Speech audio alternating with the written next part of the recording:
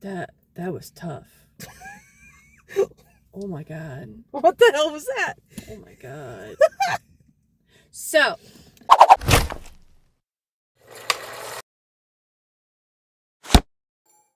Hey friends, Editing Brittany here. As you can see, our raw video is quite long, so in spite of my best efforts, this is gonna be a little bit of a longer, quick cut. Enjoy! Hey Sawheads, that's Britt. That's Tiff.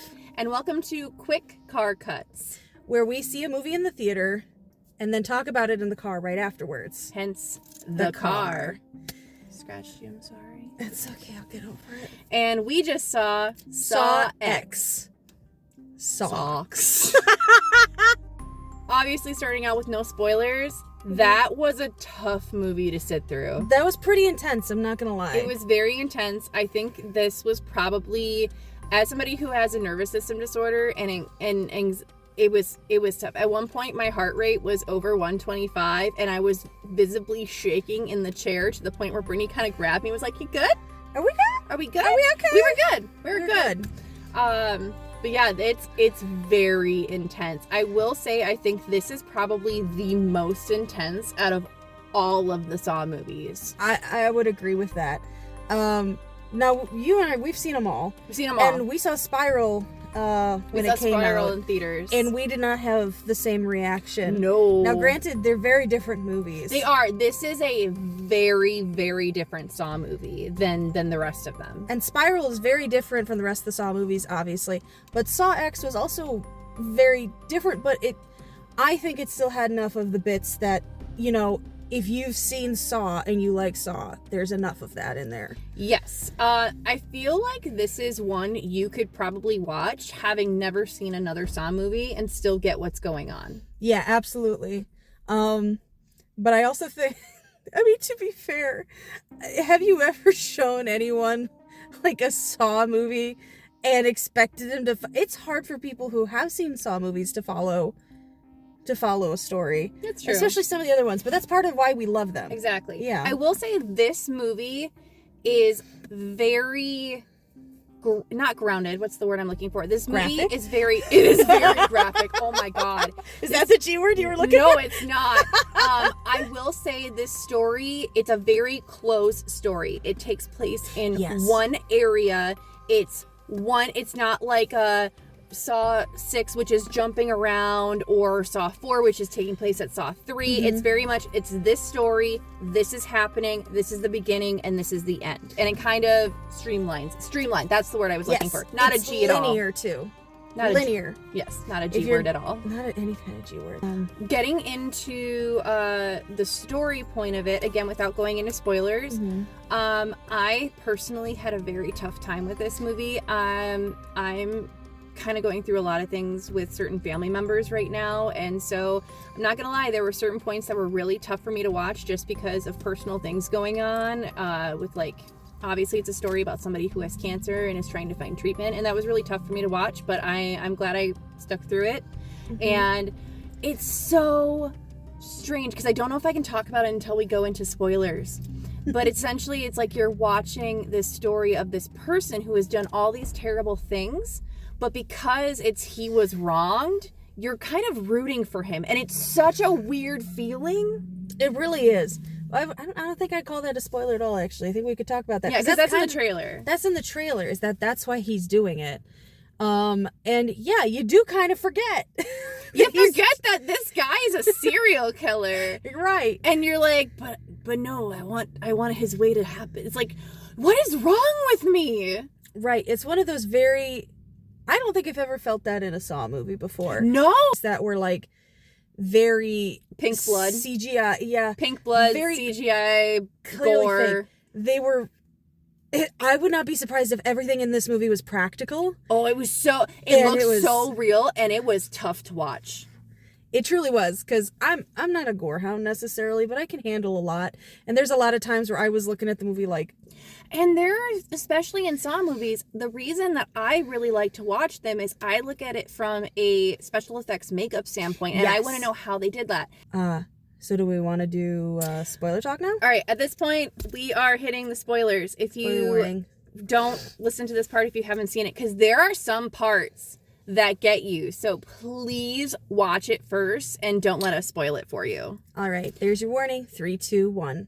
The opening. So we don't get an opening trap, which again sets the tone for this movie so much. It is very emotionally raw movie, and they are following along this. I think it's the biggest story-based Saw movie ever. Yeah. And it takes a little bit to get into, but essentially the opening scene, or the opening trap after a little bit, is the poster. And the only thing I knew going into it was, I'm like, it's goggles, so it has something to do with eyes. And the only thing I knew was the word vacuum. And I'm... And I wish I'd been recording on our drive over. Yes, because I told her, I'm like, we've been trying to avoid everything as possible. And I'm like, I know one thing. And I'm trying to either prep you, but I don't want to spoil things terribly for you. And she goes, tell me. And I'm like, only thing you need to know, one word, vacuum. And I thought she was going to crash the car. Woo! It was that, but the thing that got you is you sit and you watch the whole trap, and then it didn't fucking happen. Yeah. Turn to me, and you're like, dude, just fucking crank it. And mind you, yes, because, I mean, at first I was like, well, broken fingers versus eyes sucked out, I mean, that's kind of obvious. All right, getting into the story, meeting all of these characters, finding out that it was all a scam. Obviously, you knew going into it was a scam if you saw the trailer, but it was heart-wrenching. And again, it's the thing of relating to someone who's done terrible things, but you still feel so bad for him. And it kind of makes you forget about it. Yeah, it does. And then afterwards, you feel bad because you're rooting for a serial killer. Right? It's, and I love complicated people in stories. I really do.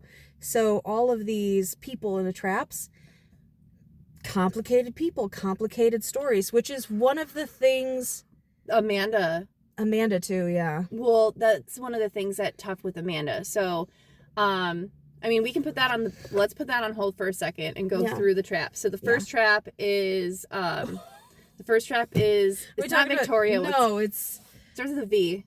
No, it's Diego. No. Oh, fuck, you're right. I forgot about Diego. It was I forgot about Diego. Now getting into Valentina.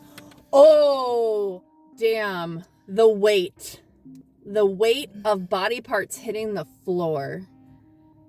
Oh, that was hard to watch. The actors sold it. She sold it amazingly. The tension was high. And that you could, that pain. And having all of them in the same room watching. That was the other thing, is getting back to the roots, because it takes place between Saw and Saw 2, where it's all in one room. Everybody is stuck together in one room. And I think that's what brought so much freaking tension to it. Was no one's getting out of this room until this whole thing is done. And just wondering what's coming for you next and what you're going to have to do. And, oh my God, Mateo...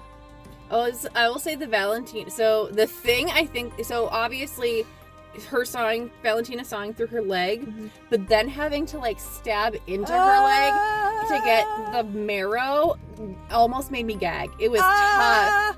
I will say everything was so intense that by the time we got to Mateo's trap, I was almost numb to it for a bit.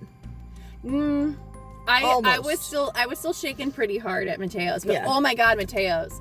His was so visually, like, I don't want to say stunning because I feel creepy saying that, but the design behind Mateo's trap was amazing because it was like, it moved, it was like motorized to move up. It had a lot of visual, like, things to look at, and it made you scared to even just look at it. It was great. Yeah. And the toughest part of watching these is because they come so close and they're fighting really hard, and it's literally because if you would have been 3 fucking seconds sooner, if you didn't spend all that time screaming and trying to get it off, and obviously that's easy for us to say who aren't in those situations. But that's the thing with humans, is that we're gonna do everything else before we have to do that, and that's a totally understandable thing. I'm not dragging anyone for that, but it's one of those where you're like, dude, just fucking do it. And Gabriella, That was another amazing one, I think, story-wise to watch unfold, because Amanda had so much sympathy for her because she was in the same spot, but because Amanda went through her test, so John kept telling her she has to go through her test too. She fucking makes it. She did it. And watching Saw movies, you know that John leaves nothing to chance. He knows everything. And I clocked this, like, when they're confronting the doctor, Cecilia. And they're like, we know everything. We've got all your financial records. And I'm like, so surely they know about this other dude who showed up, who John saw when he first came to the fake clinic as, like, another patient. So they know about this guy.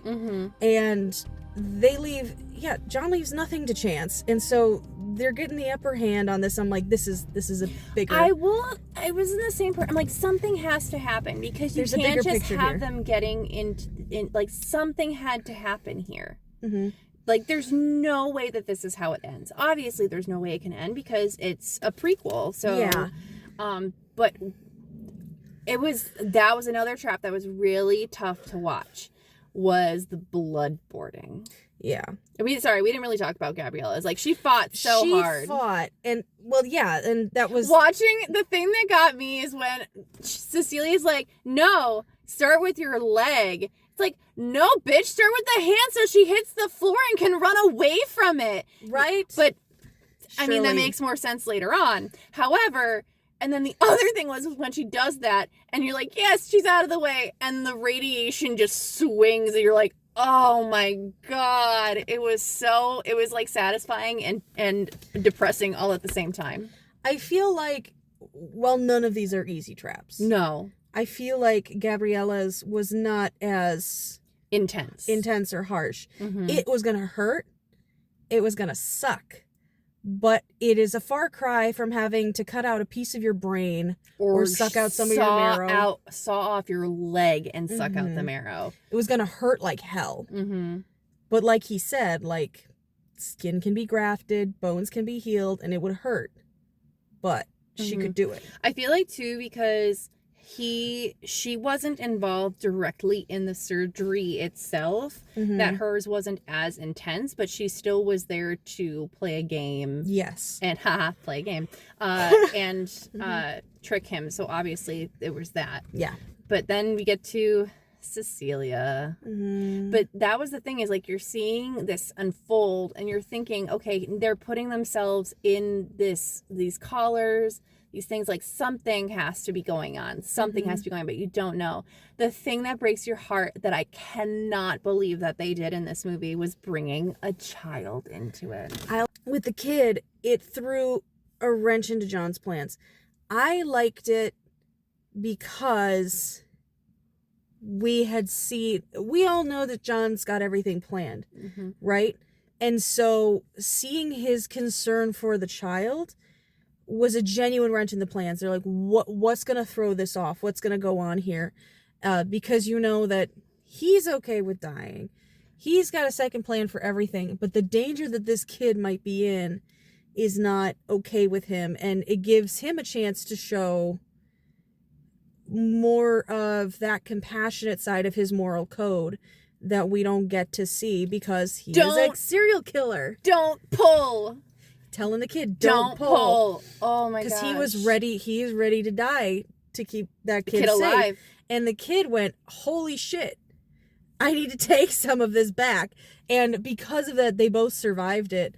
And I thought it was a neat little piece. It's intimidating to put a child in that position, but I think it was a necessary wrench in the plan. To make us think that maybe something was going wrong with John. But you know, in other Saw movies where he's always like dropping words, he's putting emphasis on certain words, and you know it's going to come back. When he goes, she'll burn you, I'm like, what's he got planned? The thing that got me was, I was kind of thinking, like, why are there two spots? Like, if there was only... And that's what hits them in the movie, but I didn't quite think about it the same. But in my head, though, I'm like, who is supposed to be the other person? There's 2 spots on there. I'm not quite understanding this. And then that's when he said, who was supposed to be on the board with you? Yeah. And then I'm like, oh shit, it's happening. It's happening. So if you're one of those people who is like watching this and is not watching the movie, one of the fake patients is actually in a relationship with the fake doctor. Oh, yeah. And he shows up under the pretense of, I came to get my money back. You know, because, you know, my kids. And so they kind of like give him a chance to join in on things in a way, and he betrays them like he kind of knew they would. And so their kind of closing game monologue was they had every chance to do right, and they didn't. And Cecilia even killed Gabriella. Yeah, that was the other thing that Amanda, it was heartbreaking to listen to Amanda, because she's like, she won. Like, and this is before I believe this is before Amanda starts doing the unbeatable games. Yes. Because she literally had somebody who went through her game who won, who was in the same situation as her and was trying to get her help, and then Cecilia just fucking kills her. Yep. Steps on her neck. And it was tough for Amanda to watch, and I think that might be a turning point of why Amanda started doing unbeatable games, because of what she witnessed. Yeah. There's a lot of deeper lore to discuss in Saw. It is so good. It's good. So going into the final trap where the acid gas is coming in and they have to fight for the one hole. My one criticism that I wish, and obviously this isn't going to happen, and I'm not the writer of this movie, and I didn't come up with any of this shit, but my hope was that they were going to fight for that hole, and she was going to win for the hole, and then you were going to find out that you had to be in the gas room in order to survive, and it like cut off your head. That's what I kind of wished would have happened, but you know. There is, the last trap was a little unsatisfying for me. Because I feel like the point of it was to pit them against each other so they couldn't, like, work together anymore. But the fact that he just left her there... That's the thing. I'm like, this is the one that he actually revealed himself. He revealed himself to everybody in this room, obviously, because they all did him wrong. Yeah, which is another cool part of the movie. But then she knows that he's Jigsaw, and she lived, and he just left her in the building. And I know technically she won her game because she killed, but, like... How's she getting out? And then the surgeon, or not the surgeon, but the Diego, he also was given, like, obviously he went to go give him first aid right away to help him because he fought so hard. But it's like, well, now you've also revealed yourself to that person. So, and this is before Saw 2 even. So it's like, now what happened to all these people? Like, did he just scare them into silence or what? So that's my one criticism. I do have a question, is how did Cecilia know? My guess is that she knew. So obviously he had talked about doing this before multiple times.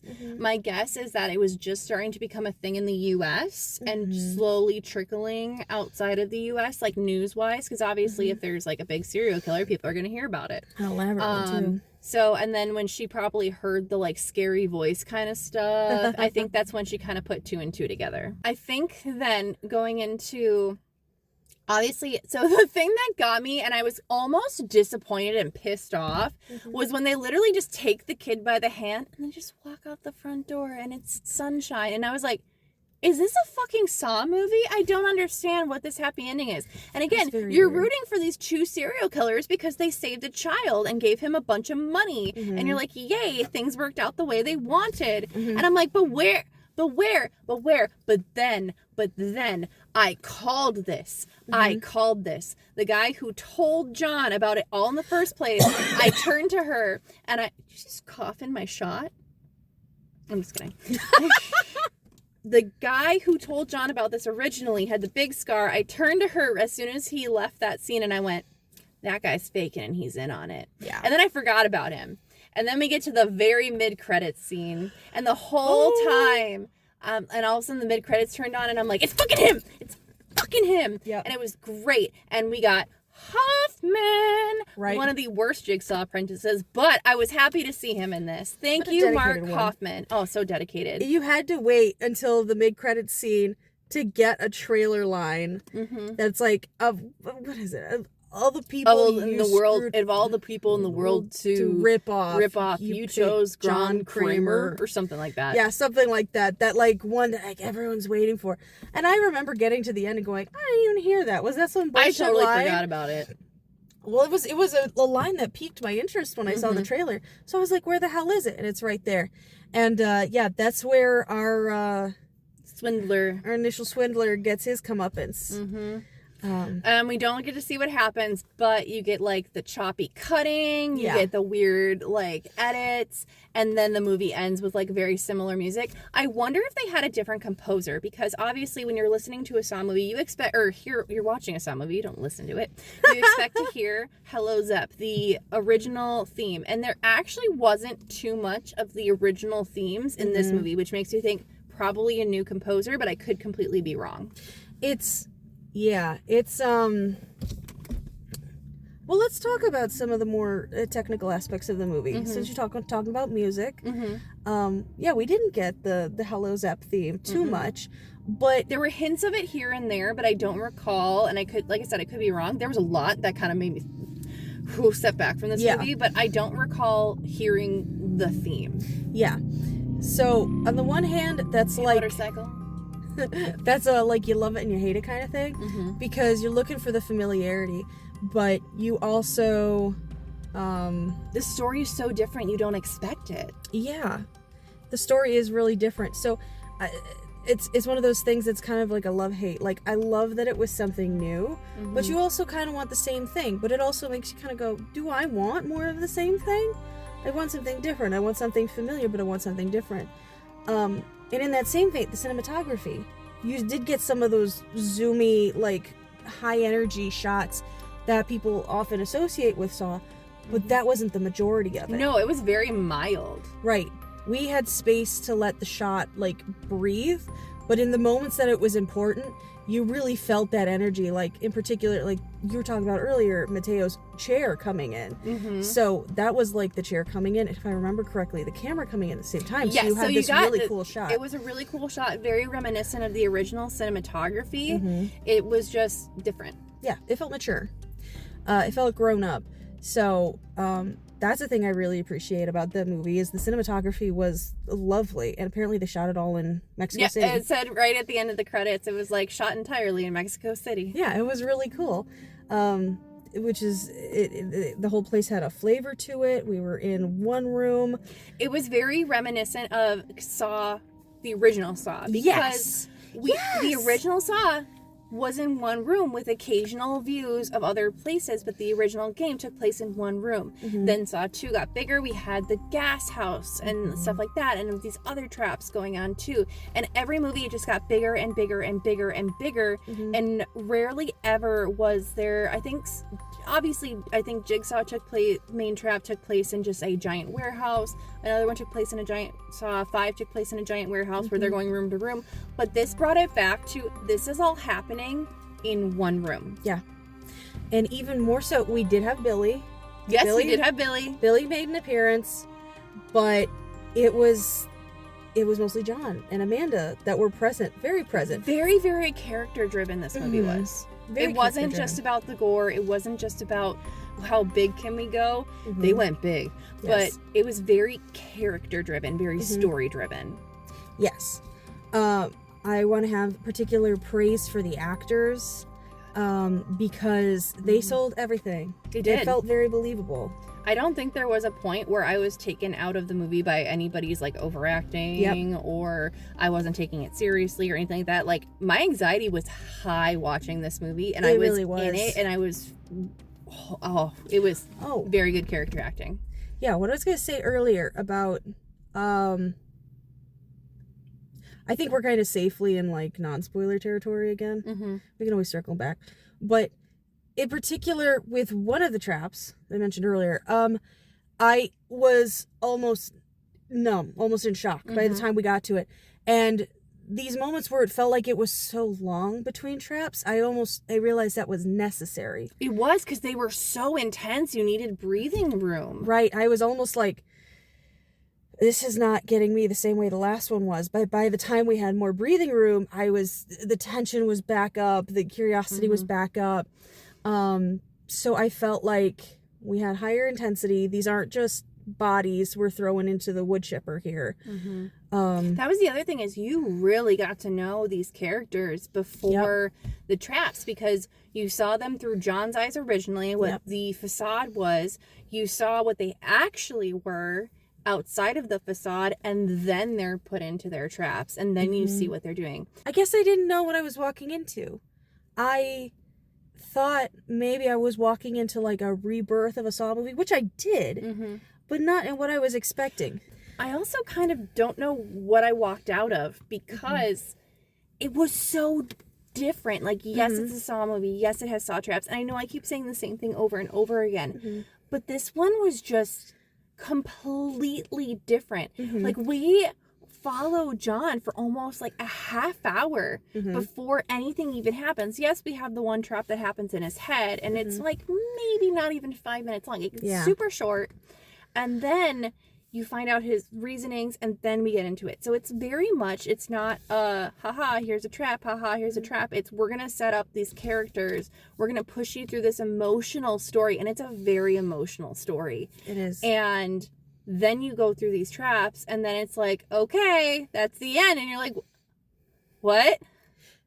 If I had one complaint about it, it was the ending, because I wasn't quite sure what was going on with our main baddie, and I wasn't quite sure where we were going, but that mid-credit kind of put a better flavor on it for me. The only thing is, I don't think a movie should have to hinge on a mid or post-credit scene, because obviously we had people in our theater who walked out before that happened. Right. So, excuse me, they didn't even see that. They have an incomplete perception of the movie. That was my wrist that just cracked, by the way, from literally moving it. I don't know if you heard that. We'll see if it showed up on camera. But we had people who walked out before the mid-credit scene even happened. So you have people who think the movie ended a certain way when actually it's ending a different way. And I wish that, I get that they were wanting to do like a suspense, like, haha, it's actually a bit more satisfying than you think of. I'd say the preliminary scores on Rotten Tomatoes are really accurate. Yeah, it was 82% on Rotten Tomatoes. Knowing that going into it, I can see why. It's a very, if I were to give my final thoughts on it before we give a rating, it was a very strong movie and very character driven, but very grisly in a lot of circumstances. So your conception of Saw movies being the torture porn that they've been known for, all flimsy, characters, nothing much of substance, that's not true here. No. We have a lot of substance, and it's not just our practical effects. I feel really like it even enhances the practical effects, because you're so emotionally attached to these characters that it gets you more when they're put into these situations and having to do these terrible things to themselves to try to save themselves. Rating time. Okay. I am going to give it 7 out of 10 pig masks. 7 out of 10, huh? I give it a 7 out of 10 just because I did really like it. But at the same time, there are things where I'm like, whoa, this was really different. And I feel like maybe if I have more time to kind of take it in, if I rewatch it in a different setting, because obviously watching it in the theater was very intense to the point where it was kind of affecting my health, because obviously I have health issues with these kind of things. And yet I still put myself through these situations. So I feel like maybe my rating would change after watching it again, but at first glance, my first initial rating is going to be 7 out of 10 pig masks. I'd say that if we're going to go out of 10, I'm going to give initially like a 9 out of 10. Wow, that really was good for you then. It was, because, this is all initial thoughts when we get out of the theater, and stuff can change over time as we have different thoughts on it. And things have, like, movies we've done quick car cuts before, we have completely different opinions after months later. But right. Yeah, we have completely different opinions. But my initial thought is, it made me uncomfortable in the best ways. I thought it was well written. A couple minor complaints, but overall, 9 out of 10 pig masks. So awesome. Thank you guys so much for watching. Please make sure to like and subscribe, and we can't wait to share more quick car cuts with you. Bye.